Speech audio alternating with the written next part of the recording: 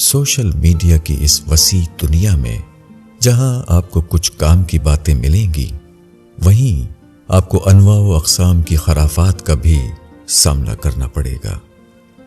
یہاں آپ کو کبھی کوئی بلی کسی ویڈیو میں نماز پڑھتی نظر آئے گی، کبھی کوئی پرندہ سجدہ کرتا دکھائی دے گا، کبھی خانہ کعبہ کے اوپر ایک فرشتہ نمودار ہوگا جو خود بیت اللہ میں کسی کو دکھائی نہیں دے گا مگر ہم فیس بکی مسلمانوں کو نظر آئے گا۔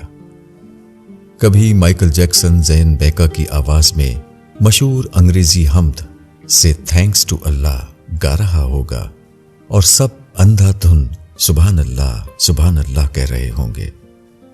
یہیں کہیں کسی پوسٹ میں آپ کو حضرت عائشہ رضی اللہ عنہا کی سلائی مشین بھی دکھائی دے گی۔ کیا کہا؟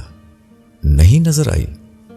ارے بھائی سبحان اللہ اور ماشاء اللہ کے کمنٹس ہٹا کر دیکھیں، یہیں کہیں پائی جائے گی۔ فیس بک کی دنیا میں ہی کبھی کسی دیوار یا صفحے کی کھدائی کریں تو یہ بات بھی آپ کے علم میں آئے گی کہ مشہور خلاباز نیل آرمسٹرانگ جب چاند پر گئے تو انہیں وہاں صرف ایک آواز سنائی دی جو کہ اذان کی آواز تھی، اور انہوں نے چاند سے واپسی پر فی الفور اسلام قبول کر لیا۔ اب اس تفصیل میں کون جائے کہ چاند پر فضا یعنی ایٹماسفیئر زمین جیسا نہیں اور وہاں آواز سنائی نہیں دیتی، نہ ہی کوئی اس تحقیق میں پڑے گا کہ اس امریکی خلاباز کے چاند پر جانے اور نہ جانے کے بارے میں بھی دو رائے ہیں۔ کبھی بدھوں کے عظیم رہنما دلائی لاما ہمارے حضور پاک صلی اللہ علیہ وسلم کی عظمت کا اعتراف کرتے ہیں اور کہتے ہیں کہ اسلام امن کا دین ہے، تو ہم اپنا ذہنی توازن کھو بیٹھتے ہیں اور کہتے ہیں کہ اس ویڈیو کو اتنا شیئر کرو کہ تمام مسلمانوں کو اس بات کا یقین ہو جائے۔